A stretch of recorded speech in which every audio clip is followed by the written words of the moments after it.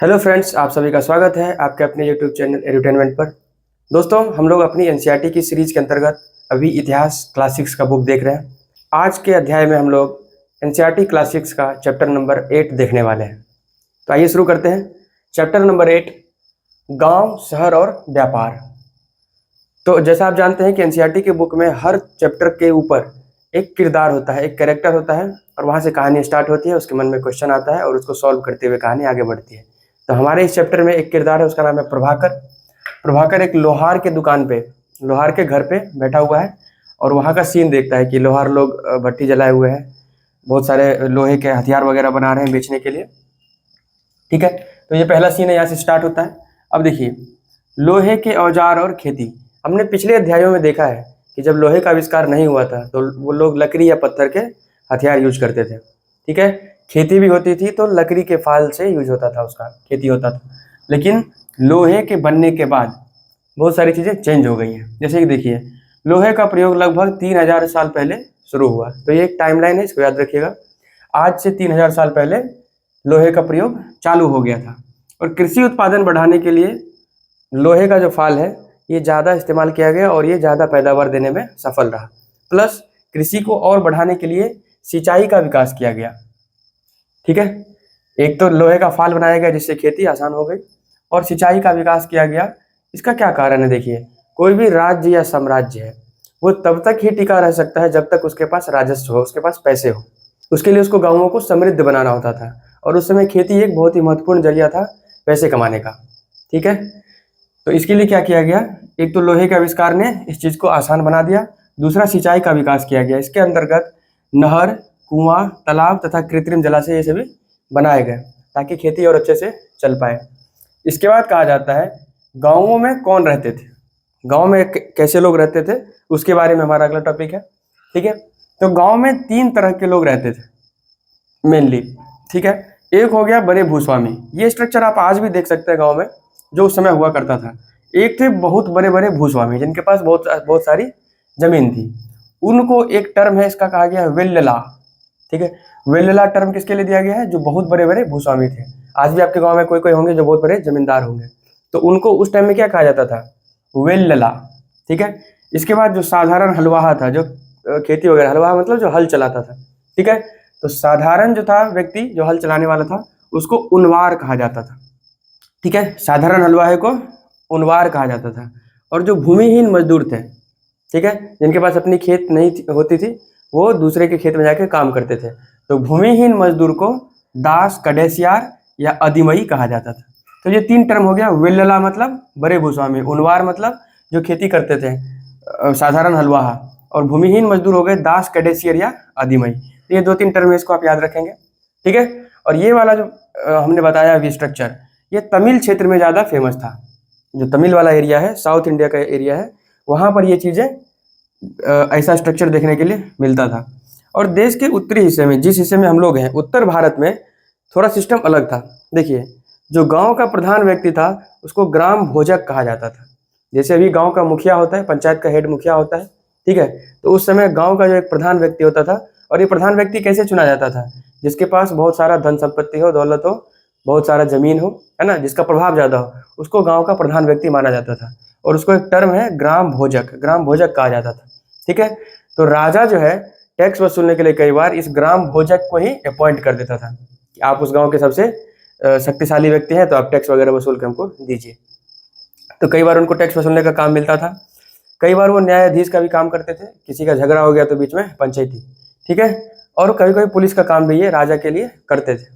ठीक है, और ये जो ग्राम भोजक का पद था वो अनुवांशिक था। अनुवांशिक का मतलब कि जैसे पिता अगर ग्राम भोजक है तो उसका पुत्र ऑटोमेटिकली ग्राम भोजक बन जाएगा, मतलब वंश के आधार पर मिलता था। ठीक है, अब देखिए, मतलब एक बार ग्राम भोजक बन गए तो चलते रहेगा। ठीक है, इसके बाद ग्राम भोजक के अलावा स्वतंत्र कृषक भी होते थे। अच्छा, ये वाला जो सिस्टम बता रहे हैं ये उत्तर भारत का है, दक्षिण भारत का ऊपर वाला था। ठीक है, ग्राम भोजक के अलावा स्वतंत्र कृषक भी होते थे जिन्हें गृहपति कहते थे। ठीक है, गृहपति हो गया स्वतंत्र कृषक। स्वतंत्र कृषक का मतलब, अब जैसे बड़े भूस्वामी हैं तो वो अपने पट्टे पर जमीन दिया करते थे लोगों को काम करने के लिए, लेकिन इसमें से कुछ लोग छोटे मोटे किसान थे जो पट्टे पर नहीं, उनका खुद का जमीन होता था, छोटा मोटा किसान, उनको कहते थे गृहपति। ठीक है, जो स्वतंत्र कृषक थे यानी कि जिनका खुद का जमीन था बहुत छोट अल्प मात्रा में, उसको गृहपति कहते थे। उसके बाद दूसरे की जमीन पर काम करके जीवन चलाने वाले को दास कर्मकार कहा जाता था। ठीक है, तो ये आज भी आपको देखने के लिए मिलेगा। कई लोग हैं ऐसे बिहार के अंदर, भारत के अंदर, जो जिनके पास खुद की जमीन नहीं है, दूसरे के खेतों में जाके काम करते हैं और अपना जीवन यापन करते हैं उसी से। तो इनके लिए क्या टर्म यूज किया गया है? दास कर्मकार।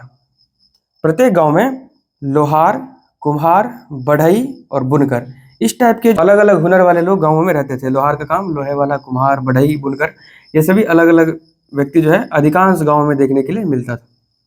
ठीक है, तो ये गांव का स्ट्रक्चर हो गया। अब ध्यान से देखिए, दक्षिण भारत में थोड़ा सा अलग है, उत्तर भारत में थोड़ा सा अलग है, और यही सिस्टम आज भी आपको गांव में देखने के लिए मिल जाएगा अगर आप ध्यान देंगे तो। क्या प्राचीनतम तमिल रचना है? तमिल रचना है यानी कि तमिल साउथ इंडिया में जो साहित्य वगैरह बनते थे उसके बारे में है। इनकी रचना लगभग 2300 साल पहले हुई। ठीक है, और इसको संगम साहित्य कहा जाता है। जो दक्षिण भारत में जितने भी साहित्य बने हैं, ग्रंथ बने हैं, उनको संगम साहित्य कहा जाता है। क्या कहते हैं? संगम साहित्य। और इसको संगम साहित्य क्यों कहा जाता है, इसके पीछे भी कहानी है। देखिए, संगम साहित्य इसलिए कहा जाता है, मदुरई जो कि अब चेन्नई है, प्रेजेंट में चेन्नई है, तो चेन्नई के में जो है कवि लोग सम्मेलन करते थे, एक जगह मिलते थे, और जहाँ पर कोई चीज़ मिलता है उसको संगम बोला जाता है। ठीक है, जैसे इलाहाबाद प्रयागराज में भी क्या है, गंगा यमुना सरस्वती के मिलने वाली जगह को संगम कहा जाता है, त्रिवेणी संगम। उसी प्रकार जहाँ पर कवियों का एक सम्मेलन होता था, ठीक है, एक संगम होता था, और वहाँ पे वो साहित्य की रचना करते थे, इसलिए इसको संगम साहित्य कहा जाता है। तो जब भी संगम साहित्य की बात उठेगी तो ये कहाँ का साहित्य है? दक्षिण भारत का। ठीक है, तो तमिल रचनाएं संगम साहित्य के अंतर्गत आती है। इसका अगला टॉपिक हमारा है सिक्के। तो सिक्का क्या है? वस्तु विनिमय प्रणाली के अंतर्गत सिक्के का आविष्कार किया गया था। ठीक है, इसके बारे में वस्तु विनिमय आप जानते होंगे। इसमें एक फेमस है आहत सिक्के। ठीक है, तो आहत सिक्के से आप क्या समझते हैं? देखिए, आहत का मतलब हो गया कि इसमें क्या करते थे, चांदी या तांबा का एक गोल सा या आयताकार, या तो वो गोल होता था या वो आयताकार इस टाइप का सीट होता था, गोल सीट, आयताकार सीट, और उस पर किसी चीज का ला करके ठप्पा मार दिया जाए। ठीक है, मतलब एक गोल सा आप टीन का सीट लीजिए और उस पर कोई चीज ठोक के बना दिया जाए। ठीक है, आहत, इसलिए उसको आहत कहा जाता था, क्योंकि उस पर कुछ कोई चित्र उकेरा जाता था उसको ठोक बजा करके। ठीक है, इसलिए उसको आहत सिक्का कहा जाता है। आहत सिक्के का मतलब ये है कि उसको क्या किया गया है, उस पर प्रेस करके बनाया गया। ठीक है, और यहाँ के जो नगर थे वो अनेक गतिविधियों के केंद्र थे। अब ये गांव के बारे में बात हो गया। ठीक है, सिक्कों से भी बहुत सारा आपको अंदाजा मिलता है कि गांव में क्या क्या चीजें थी। प्राचीनतम तमिल रचनाओं से आपको अंदाजा मिलता है कि गाँवों में क्या क्या चीजें होती थी। अब नगर के बारे में देखिए, नगर के बारे में दिया है कि एक मथुरा करके शहर है यूपी में। ठीक है, इसके बारे में दिया है कि ये जो मथुरा शहर है ये उस समय बहुत ज़्यादा फेमस था, पुराने समय में। ठीक है, इस शहर के चारों ओर किलेबंदी थी। इस शहर में बौद्ध मंदिर और जैन मंदिर देखने के लिए मिलते थे, और यहाँ पर कृष्ण भक्ति का एक तरह से मान चलिए अड्डा था। ठीक है, कृष्ण भक्ति जोर शोर से चलती थी यहाँ पर, और 2000 साल पहले कुषाणों की ये दूसरी राजधानी बनी। आइए हम लोग अपने अगले टॉपिक की ओर बढ़ते हैं, शिल्प तथा शिल्पकार। ठीक है, ये टॉपिक है। अभी देखिए, हम लोगों को यहाँ से एक उत्तरी काले चमकीले पात्र प्राप्त हुए पुरास्थलों स्थलों से, जिसको इंग्लिश में NBPW कहा जाता है। तो जहाँ भी NBPW दिखे इसका मतलब है क्या लिखा है? उत्तरी काले चमकीले पात्र। अब इसके नाम से समझिए, उत्तरी का यहाँ पर उत्तरी नाम इसलिए दिया हुआ है कि ये खास करके उत्तर भारत में ही देखने के लिए मिले हैं, इस उपमहाद्वीप के उत्तर वाले क्षेत्र में ही देखने के लिए मिले हैं। एक कारण इसके नाम में उत्तरी लगा है, दक्षिण भारत में कम देखने के लिए मिला है। और एक काला चमकीला पात्र था। इसको कैसे बनाते थे कुम्हार? जैसे एक मिट्टी का बर्तन बनाए और उसको भट्टी पर रख दिए। ठीक है, तो भट्टी पर डायरेक्ट रख देंगे आग में तो क्या होगा, और ज़्यादा देर तक रखते थे तो बाहर से पूरा वो काला हो जाता था। ठीक है, और अंत में उसको बनाने के बाद काला लेप भी चढ़ाया जाता था, तो बाहर से वो क्या था, पूरा ब्लैक रहता था और थोड़ा सा चमकीला रहता था, तो लेप चढ़ाने के कारण, और उसको NBPW कहा गया है। ठीक है, हिंदी में उत्तरी काले चमकीले पात्र, ये वहाँ से मिलते हैं। इसके बाद कपड़ों का जो उत्पादन है वो दो जगह, उत्तर भारत में वाराणसी फेमस था और दक्षिण भारत में मदुरई, जो कि अब क्या हो गया है, चेन्नई। आप चेन्नई का नाम सुनते हैं, यही था पहले मदुरई। ठीक है, अब क्या है, शिल्पकार और व्यापारी। शिल्पकार और व्यापारी संघ बनाने लगे जिन्हें श्रेणी कहा जाता था। ठीक है, तो इनका जो संघ था शिल्पकार और व्यापारी, उसको श्रेणी कहा जाने लगा। ठीक है, श्रेणी, शिल्पकार की श्रेणी थी। इसका क्या काम था, जो शिल्पकार लोग का ग्रुप था, ग्रुप को श्रेणी कहते हैं। तो शिल्पकार का जो ग्रुप था उसका काम था प्रशिक्षण देना, कच्चा माल उपलब्ध कराना और तैयार माल का वितरण करना, ठीक है। और जो व्यापारी लोग थे उनका जो ग्रुप था संघ, व्यापारियों की श्रेणी जो है इसका काम था व्यापार का संचालन करना, ठीक है। अब ये जो श्रेणी थे, ये जो ग्रुप थे, वो एक बैंक के तौर पे भी काम करती थी। कैसे? तो ये बैंक के तौर पे ऐसे काम करते थे कि ये जो लोग हैं जिनको कुछ लाभ हुआ तो वो इसमें आकर के जमा कर सकते थे इस ग्रुप के पास, ठीक है। उनका जो लाभ है वो जमा हो गया। अब ये क्या करते थे, ये श्रेणी जो है जिनको जरूरत है, जिस प्रकार से बैंक आज काम करती है कि आप अपने पैसे जमा करते हैं और जिसको लोन की जरूरत होती है बैंक उसको लोन देती है और उसके एवज में जो कमाती है उसका कुछ हिस्सा डिपॉजिटर को मिलता है। ठीक उसी प्रकार जो ये श्रेणी था, ये श्रेणी लोगों को अपना संपत्ति देता था और वहाँ से जो उसको राजस्व प्राप्त होता था, अर्जित करता था, वो निवेशक को भी कुछ दे दिया जाता था। ऐसे बैंक काम करता था, ठीक है। अगला टॉपिक है सूत काटने और बुनने के नियम। इसमें दिया गया है अर्थशास्त्र के नियम के हिसाब से। अर्थशास्त्र कौन सा? जो कौटिल्य ने लिखा था, कौटिल्य, विष्णुगुप्त या चाणक्य ने, उनका बुक है अर्थशास्त्र जिसके अंदर राजनीति शास्त्र के बारे में बात की गई है। तो उसमें नियम दिया गया था कि जो महिलाएं हैं, ठीक है, फॉर एग्जाम्पल विधवा, भिक्षुनी, बौद्ध धर्म में जो महिलाएं जो भिक्षा मांगती थी उसको भिक्षुनी कहा जाता था। अवकाश प्राप्त दासियां, ठीक है, वृद्धा वेश्याएं, इनको कहा जाता था कि एक पदाधिकारी के निगरानी में इस कारखाने में ले जाया जाता था और काम करवाया जाता था। ये सूत बनाने का, कपड़े बनाने का काम ये लोग करती थी। और जो महिला फैक्ट्री नहीं जा सकती है वो अपनी दासी को भेज करके वहाँ से कच्चा माल मंगवा सकती थी और तैयार माल को फिर वापस फैक्ट्री भेज सकती थी। तो इस प्रकार से ये काम चलता था, ठीक है। इसमें ये था, और जो महिला फैक्ट्री पहुँच सकती है वो एकदम सवेरे जाती थी फैक्ट्री में, ठीक है, ताकि उस समय उसका जो सामान लेके जा रही है वो, तो उसका निरीक्षण ठीक ठाक हो पाए दिन के रोशनी में, ठीक है। और वहाँ नियम था कि जो उसका पदाधिकारी है वो उस महिला को घूर नहीं सकता है, उससे उल्टा पुल्टा बात नहीं कर सकता, अगर करता है तो उसको सजा मिलेगा। तो इस प्रकार का एक कारखाना का वहाँ पे सीन दिया हुआ है। अगला टॉपिक है सूक्ष्म निरीक्षण अरिकामेडु। अरिकामेडु जो है वो आज के समय में जो हमारा पांडिचेरी है, जिसको पुदुचेरी भी कहा जाता है, वहाँ उसका ही पुराना नाम है अरिकामेडु। अरिकामेडु पुदुचेरी 2200 से 1900 साल पहले एक पत्तन था, एक पोर्ट था, पोर्ट, बंदरगाह जो बोलते हैं। अरिकामेडु क्या था? एक पत्तन था, ठीक है। यहाँ से देखिए, अब ये पत्तन था, यहाँ से बहुत सारी चीज़ मिले हैं, बहुत सारे अवशेष मिले हैं। यहाँ से एम्फोरा जैसा एक पात्र मिला है, ठीक है।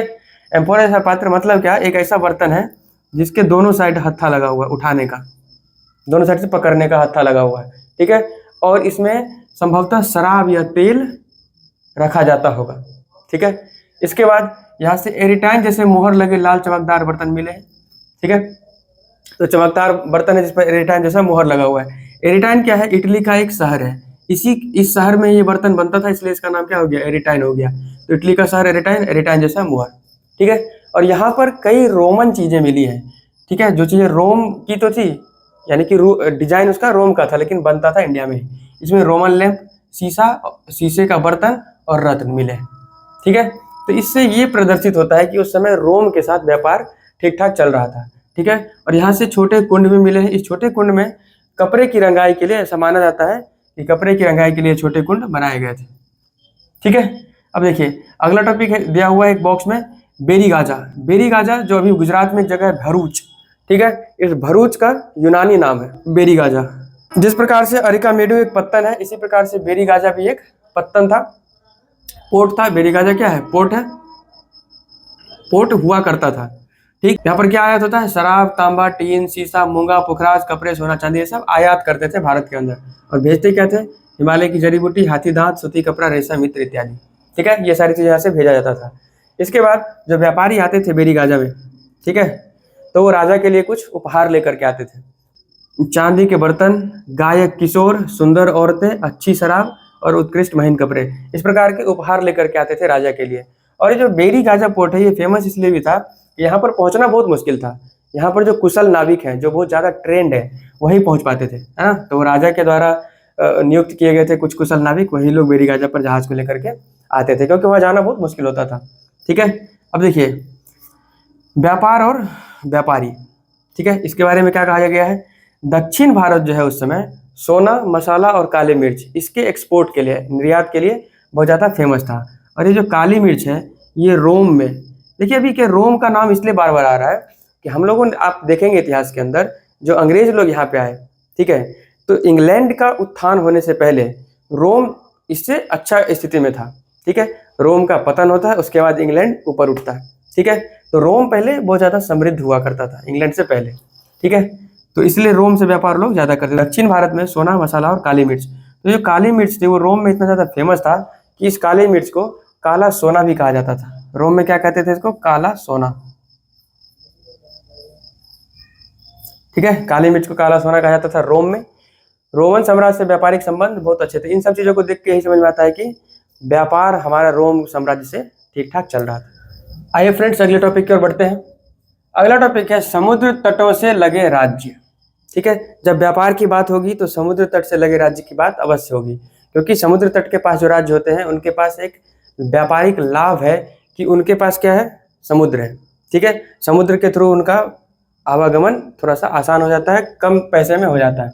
ठीक है, अब देखिए कई जगह पे आपको संगम साहित्य के अंदर मूवेंदार वर्ड देखने के लिए मिलेगा। दक्षिण भारत में जो समुद्र तट वाला इलाका है, आप दक्षिण भारत के नक्शा को देखेंगे, अगर आप भारत के नक्शा को देखिए तो जो दक्षिण भारत का हिस्सा है इसमें बहुत बड़ा हिस्सा जो है वो तटीय मैदान वाला है और थोड़ा पहाड़ी क्षेत्र भी है। ठीक है, तो इस कारण से इस एरिया में क्या है, व्यापार के सफल होने की संभावना अधिक होती थी पुराने समय में भी। तो उस वहाँ पर एक कावेरी नदी है, दक्षिण भारत में एक नदी है कावेरी नदी। ठीक है, तो कावेरी नदी के किनारे जो बसे राज्य थे, ठीक है, वो बहुत ज़्यादा समृद्ध हो गए थे उस टाइम पे, धीरे धीरे उनके पास संपत्ति ज़्यादा आ गई थी। इसी के अंतर्गत वहाँ पर 3 साम्राज्य आए, चोल, चेर और पांड्य। ठीक है, अब इनके देखिए जितने भी संगम साहित्य है उसमें कई जगह पर मूवेंदार शब्द देखने के लिए मिलता है। मूवेंदार, मूवेंदार का मतलब है 3 मुखिया। मूवेंदार का शाब्दिक अर्थ है 3 मुखिया। ठीक है, तमिल शब्द है जिसका अर्थ है 3 मुखिया। और ये किनके लिए प्रयोग होता था? चोल, चेर और पांड्य, इनके जो राजा थे इनके लिए मूवेंदार वर्ड कलेक्टिवली यूज करते थे। तीनों को अगर एक जगह देखें तो 3 मुखिया, मूवेंदार, चोल, चेर और पांड्य के राजा के लिए।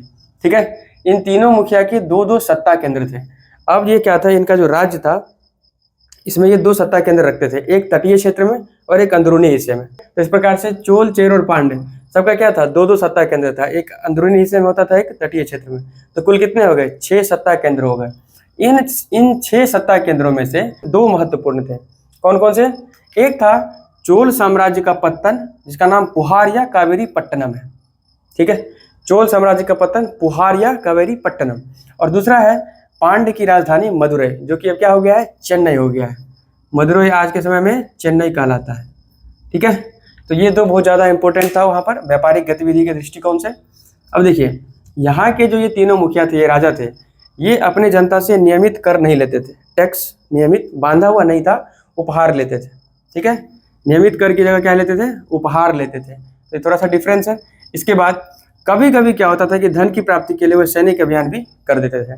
किसी क्षेत्र में जाकर के सैनिक अभियान के थ्रू धन इकट्ठा करते थे और जो धन लूट करके लाते थे उसमें से कुछ हिस्सा वो अपने पास रख लेते थे। ठीक है, लूटे हुए धन में से कुछ हिस्सा अपने पास रख लिए और कुछ हिस्से को अपने समर्थक, रिश्तेदार, सिपाही और कवि में बांट देते थे। ये कवि जो संगम साहित्य लिखने में बिजी थे वहाँ पर, उनको भी क्या करते थे? लूटे हुए धन में से देते थे। और इसके बदले में कवि जो है, अब आप संगम साहित्य देखेंगे इसमें राजा की बहुत ज़्यादा प्रशंसा देखने के लिए मिलती है। कारण क्या है? ये जो धन लूट करके लाते थे कवियों को बांटते थे, है ना। सोना, चांदी, जमीन, जवाहरात वगैरह बहुत ज़्यादा चीज़ें कवियों को दी जाती थी, जिस कारण से वो क्या करते थे? उनका प्रशंसा ज़्यादा किया करते थे। एक कहावत है, भूखे भजन न होए गोपाला। तो इनको कुछ खाने पीने देंगे तभी तो प्रशंसा करेंगे, है ना। तो कवि क्या करते थे? उनसे उपहार लेते थे और बदले में उनकी प्रशंसा किया करते थे। अब देखिए ये ऐसा सिस्टम चल रहा था। इनके चोल, चेर, पांड्य के 200 सालों के राज शासन के बाद एक वंश उभरता है, उसका नाम है सातवाहन वंश। ठीक है, सातवाहन नाम का राजवंश। इनके पास चोल, चेर और पांड्य के बाद सातवाहन नामक राजवंश का प्रभाव बढ़ता है। इसके प्रमुख राजा थे गौतमी पुत्र श्री सातकर्णी। ठीक है, गौतमी पुत्र श्री सातकर्णी। अब देखिए इनकी माता का नाम इनके नाम में ही दिख रहा है। माता का नाम था गौतमी बलश्री। ठीक है, तो राजा का नाम गौतमी पुत्र श्री सातकर्णी और उनकी माता का नाम इसका किसका? सातकर्णी जी की माता का नाम गौतमी बलश्री। ठीक है, तो गौतमी बलश्री इन्होंने क्या किया था? गौतमी बलश्री ने एक अभिलेख दान किया था। गौतमी बलश्री ने एक अभिलेख दान किया, जिस अभिलेख से राजा सातकर्णी के बारे में पता चलता है। ठीक है, और सभी सातवाहन राजा जितने भी हुए उनको दक्षिणा पथ के स्वामी कहा जाता था। दक्षिणापथ के स्वामी का मतलब हो गया कि जो दक्षिण का रास्ता है, पथ मतलब रास्ता, तो दक्षिण का रास्ता है, इसके क्या थे, कंट्रोलर थे, स्वामी थे। इस रास्ते पर कौन व्यापारी जाएगा, ये कंट्रोल करते थे। ठीक है, जो भी व्यापारी इस रास्ते से निकलेंगे वो क्या करते थे, इन राजाओं को टैक्स देते थे, और इसके बदले में राजा इस रास्ते से व्यापारी जब जा रहे होंगे तो लुटेरों से सुरक्षा देते थे। ठीक है, तो ये दोनों में आपस में क्या था, एक संबंध था।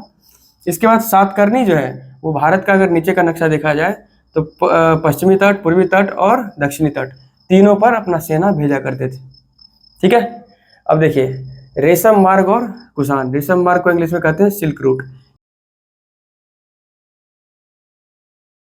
कोई भी राजा जो है जो सिल्क रूट पर अगर नियंत्रण कर लिया तो उसके पास टैक्स बहुत ज्यादा आता था। ठीक है, तो देखिए सिल्क रूट पर नियंत्रण रखने वाले शासकों में कुषाण सबसे ज्यादा प्रसिद्ध थे। कुषाण शासक जो थे वो सिल्क रूट पर अच्छे से नियंत्रण रखे हुए थे, और ये क्या करते थे, जो व्यापारी सिल्क रूट से जाएंगे उनसे टैक्स लिया जाता था और बदले में उनको सिल्क रूट पर सुरक्षा प्रदान की जाती थी।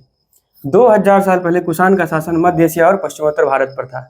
मध्य एशिया अभी जो हिस्सा है उज्बेकिस्तान, किर्गिस्तान, तुर्कमेनिस्तान, तजाकिस्तान, ये सब जो एरिया है उसको मध्य एशिया, सेंट्रल एशिया कहते हैं। तो वहां पर कुषाणों का क्या था, राज चलता था। और पश्चिमोत्तर भारत जो कि कश्मीर लद्दाख वाला क्षेत्र है, ठीक है, उस क्षेत्र में क्या था, कुषाणों का साम्राज्य था। अब कुषाणों के दो प्रमुख शक्तिशाली केंद्र थे, एक था पेशावर और एक था मथुरा। ठीक है, पेशावर और मथुरा, ये दो इनके क्या थे, प्रमुख शक्तिशाली केंद्र थे। तक्षशिला भी इन्हीं का हिस्सा था। क्लियर है, तो इस प्रकार से देखिए रेशम मार्ग पे सबसे ज्यादा इफेक्ट किसका रहा था, कुषाण शासकों का रहा था। तो दोस्तों इसी के साथ हमारा चैप्टर नंबर 8 कंप्लीट हो जाता है। उम्मीद करते हैं आपको यहाँ तक समझ में आया होगा। एक बार फिर आप सभी को हमारे चैनल से जुड़ने के लिए धन्यवाद। मिलते हैं अगले वीडियो में अगले अध्याय के साथ, तब तक के लिए गुड बाय, टेक केयर।